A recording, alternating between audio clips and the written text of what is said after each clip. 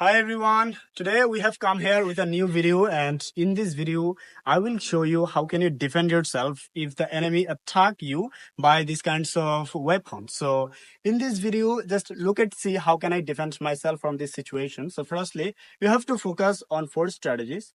First of all, you have to move your head, and at the same time you have to catch the hand, and then you can enter into the inside of the enemy like this one, like 1 2. So in number three steps you have to attack the enemy like 1 2 and 3. So in the initial, I mean in the last side, you can catch the rifle on your hand like 1 2 3 4. So after that, you can go to back and then attack the enemy.